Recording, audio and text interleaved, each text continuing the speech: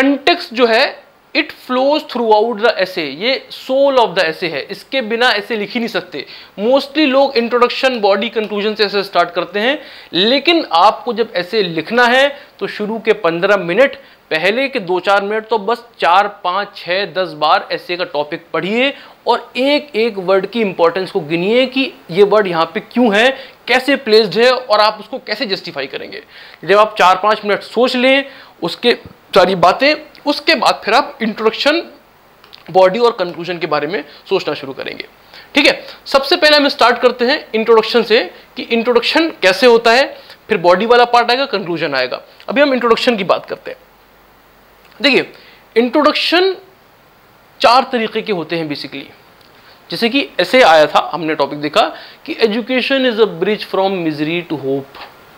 उसको ऐसे को बिगिन करने के लिए, आइस ब्रेक करने के लिए आपके पास 4 तरीके हैं। पहला ये है कि आप डेफिनेशन से स्टार्ट करें।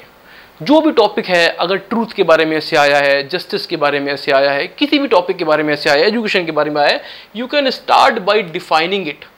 ठीक है, कि किस तरीके से एजुकेशन जो है वो ह्यूमंस को चेंज करती है, उसकी इंपॉर्टेंस क्या है हमारी लाइफ में, और कैसे सदियों से जो डिफरेंशिएटिंग फैक्टर है एनिमल्स और ह्यूमंस के बीच में वो एजुकेशन ही है।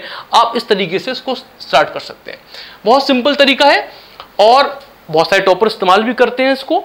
बस इसमें एक लूप होल रह जाता है, और वो लूप होल क्या है कि जब आप डेफिनेशन किसी भी चीज़ की देते हैं, देखिए हम लोग हर चीज़ की डेफिनेशन रट के नहीं बैठते, क्योंकि यूपीएससी में इतना कुछ पढ़ने को आप सब कुछ रट नहीं सकते।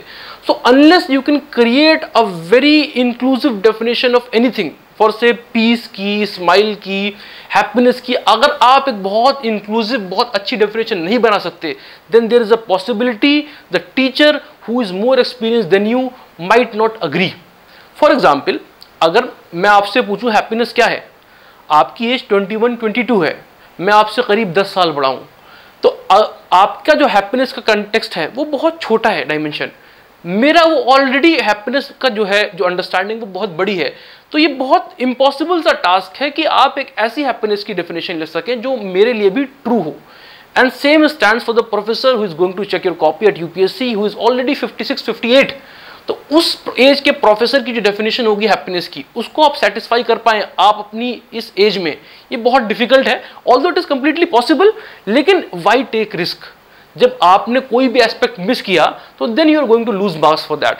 सो if you are not very confident with what you are writing, then don't go for this method. ठीक है, आपको कुछ ही टॉपर्स की कॉपी में आंसर ऐसा मिलेगा कि they start defining the topic और उस पर बात करते हैं और ऐसा स्टार्ट करते हैं। आप टॉपर्स की कॉपी देखेंगे तो आपको एक तरीका और मिलेगा स्टार्ट करने का ऐसे, and that is called an anecdote. Anecdote मतलब क्या होता है? देखिए, एनेक्डोट मतलब ये होता है, मैं अगर आपसे बोलूं कि अच्छे से पढ़ाई करो तो तुम्हारा रिजल्ट हो जाएगा, तो तुम्हारी लाइफ में बहुत हैप्पीनेस आ जाएगी। ठीक है, ये मैंने डायरेक्टली आपको एक डायरेक्टिव दे दिया। अगर ये ना बोल के मैं आपसे बोलूं कि यार मेरा एक स्टूडेंट था राम, वो तुम्हारी तरह ही था और उसने बहुत मेहनत करी और उसका सिलेक्शन हो गया, आज वो बड़ी गाड़ी में घूमता है, उसकी लाइफ बहुत मस्त है, तो ये क्या हुआ? मैंने सेम बात आपसे कही कि लेकिन राम की स्टोरी के थ्रू मैंने आपको मैसेज पहुंचाया। इसी बात को एनेक्डोट कहते हैं कि किसी बात को रादर देन डायरेक्टली कहने के आप एक स्टोरी बताएं जिसका इंप्लाइड मैसेज यही हो कि भाई तुम भी करोगे तो तुम्हारे साथ भी ऐसा हो जाएगा। ठीक है, तो इसको कहते हैं एनेक्डोट। एनेक्डोट्स भी 2 तरीके के होते हैं, फिक्टिशियस होते हैं, रियल होते हैं। अब जैसे education is a bridge from misery to hope में अगर आप एपीजे अब्दुल कलाम की कहानी लिखते हैं कि किस तरीके से वो छोटे थे और बहुत गरीब फैमिली में थे, लेकिन उनकी बहन ने उनको पढ़ाया, उनकी पढ़ाई के लिए पैसे दिए और उसके बाद वो जो है डीआरडीओ के साइंटिस्ट बने, इंडिया के लिए इतना काम किया और ultimately retired as the one of the most celebrated presidents of India. तो आपने क्या कहा? आपने बताया कि एजुकेशन किस तरीके से ब्रिज है मिजरी से होप के बीच में through the story of mister APJ Abdul Kalam. तो क्या हो गया? ये एक रियल एनेक्डोट हो गया। ठीक है, रियल एनेक्डोट बहुत अच्छे होते हैं, आपकी इंफॉर्मेशन भी इंपार्ट करते हैं, और इंट्रोडक्शन का जो मेन काम है एक हुक क्रिएट करने का, वो क्रिएट करते हैं। हुक क्या मतलब? एक अट्रैक्टिंग ऐसा पॉइंट जिसको पढ़ के प्रोफेसर आपकी कॉपी से इंप्रेस हो जाए। देखिए, प्रोफेसर साहब जो आपकी कॉपी चेक कर रहे हैं वो ऑलरेडी बहुत मुंडेन टास्क है उनका। उनको सेम अमाउंट मिलना है, चाहे कॉपी अच्छे बच्चे की आए चाहे कॉपी खराब बच्चे की आए। तो उनके इस मुंडेन काम में जिनको 8 से 10 कॉपियां दिन की चेक करनी है यूपीएससी की, अगर आप उनका काम इंटरेस्टिंग बनाएं, उनको कुछ पढ़ के अच्छा लगे और वो आसानी से पढ़ सकें, तो आपको क्या लगता है, is he going to reward you और punish you for that? Obviously अगर कंटेक्स्ट के दायरे में रहते हुए अगर आप अच्छा सा इंट्रोडक्शन लिखें और प्रोफेसर की बेकार सी जिंदगी जो कि मुंडेन है कॉपियां पढ़ते हुए उसमें थोड़ा सा ग्लिटर ला सकें, तो I hope the professor will reward you for your creativity. होता है जब हम लोग कॉपीज चेक करते हैं तो ऑलमोस्ट सारी कॉपीज का सेम कंटेंट होता है, वही बातें अकबर की, अशोका की, ब्रिटिश की, एनईपी की, यही बातें चलती रहती हैं। जैसे ही कोई नई बात मिलती है पढ़ने को तो एक स्माइल सी आती है चेहरे पे और फौरन एक बहुत अच्छा इंप्रेशन क्रिएट होता है। अच्छा एक बात और, पूरे यूपीएससी के पेपर में जीएस 1, 2, 3, 4 ऐसे ऑप्शनल सब मिलाकर सबसे ज़्यादा क्रिएटिविटी दिखाने का अगर कहीं स्कोप आता है तो वो इंट्रोडक्शन में ही आता है, क्योंकि आपको पूरा 1-1.5 पेज पन्ना मिलता है। वरना यूपीएससी इतना ज़्यादा मेहरबान नहीं होता है कि किसी पेपर में आपको 1-1.5 पेज दे अपने आप को एक्सप्रेस करने के लिए, क्योंकि क्वेश्चन सारे जीएस में बहुत ज़्यादा टू द पॉइंट होते हैं और उसको ही आपको डिमांड को मीट करना होता है। तो अगर आप क्रिएटिव हैं, अगर आप अच्छा लिखते हैं, अच्छी चीज़ें पढ़ते हैं, तो it is a blessing for you, क्योंकि बिना बहुत ज़्यादा कुछ पढ़े हुए आप कंटेक्स्ट में ऐसे लिख के बहुत अच्छे मार्क्स स्कोर कर सकते हैं।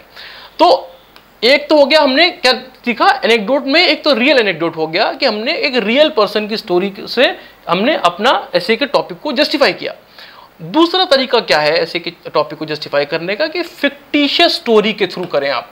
देखिए ये तरीका जो है ये रामबाण इलाज है ऐसे के इंट्रोडक्शन का, क्योंकि हो सकता है ऐसे का टॉपिक बहुत कॉम्प्लिकेटेड हो। Education is the manifestation of the perfection already present in a man.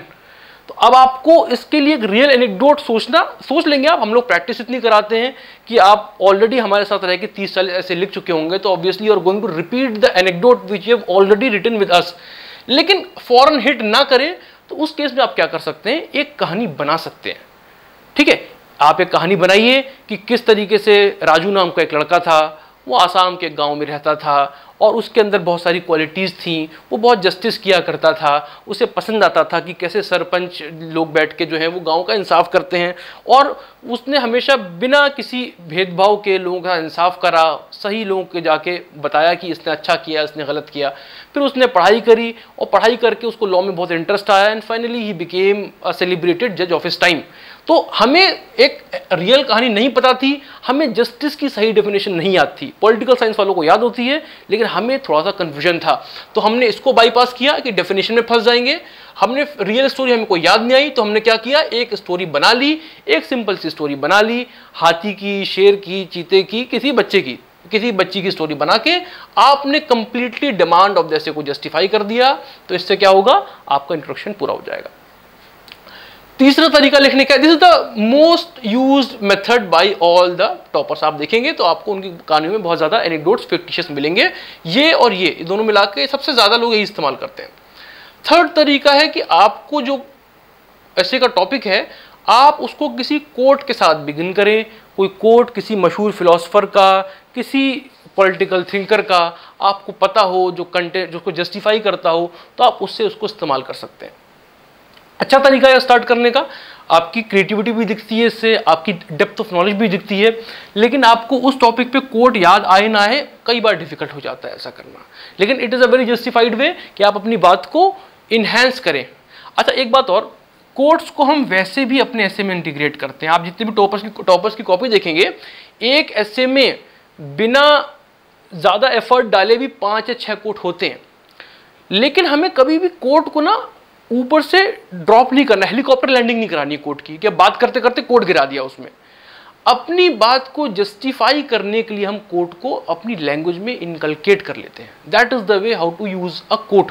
ठीक है, तो ऑलरेडी बस कोट वाले में एक प्रॉब्लम क्या होती है, आप जब कोट से इस्तेमाल करते हैं और आगे भी 4-5 कोट लिखते हैं तो थोड़ा सा यूनिकनेस थोड़ी कई बार हैम्पर हो जाती है। If you are a very good writer then obviously आप उसको जस्टिफाई कर सकते हैं, लेकिन इसके लिए थोड़ा सा आपको नॉलेज चाहिए और उसी कंटेक्स्ट का ही कोट चाहिए। अगर आपने कंटेक्स्ट नहीं समझा या फिर आपका कोट के कुछ और मीनिंग्स भी हुए तो उस केस में थोड़ा आपको डिफिकल्टी फेस करनी पड़ सकती है।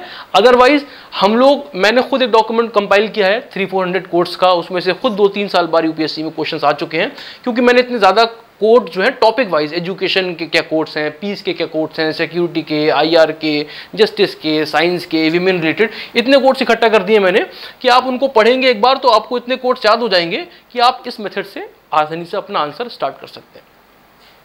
And the fourth method of starting an essay is used by prodigies who right a poem instantly. ठीक है, एक्सटेम्पोरे फॉर्म में पोएम लिखते हैं और पोएम से एसे की अपनी बिगनिंग करते हैं। ठीक है, बहुत एक्स्ट्रा ऑर्डिनरी लोगों के लिए होता है। पोएम अच्छी लिख सकते हैं अगर अंदर कैपेसिटी है तो it's a very unique way कि आप अपना पेपर स्टार्ट कर सकें। आपको डेफिनेटली एज देगा। लेकिन रविन्द्रनाथ टैगोर की वही सेम पोएम या फिर सिर्फ वर्ड्स को राइम करा के आप लिख दे तो ऐसा मत करिएगा। It should not be boring, या पता नहीं चलना चाहिए कि आपको कम आता है। ठीक है, ultimately the purpose of the poem और anything that you write into the introduction is to give an impression to the evaluator of the copy कि you have very great depth in your personality and you can handle all the topics which are given by the examination। तो अगर आप फालतू poem लिखने वाले हैं, बस rhyme कराने वाले हैं, तो प्लीज डोंट डू इट। ठीक है, जो प्रोफेसर साहब हैं 57-58 ईयर्स एज के, उनके साथ में और प्रोफेसर्स बैठते हैं इंग्लिश के, उर्दू के, हिंदी के, वो बहुत अच्छे लिटरेचर से एक्सपोज हैं ऑलरेडी। सो आप खुद को एक खराब पोएम लिख के खराब ना करें, अच्छा लिख सकते हैं तभी इस मेथड को चूज करें, वरना आप इसको स्किप कर सकते हैं। ठीक है, तो हमने देखा कि डेफिनेशन और anecdote are the two most common ways of starting an essay, और इसमें भी आसान हम लोगों को ये पड़ता है स्टार्ट करने के लिए। तीसरी बात ये करते हैं कि इंट्रोडक्शन लिखना कितना है।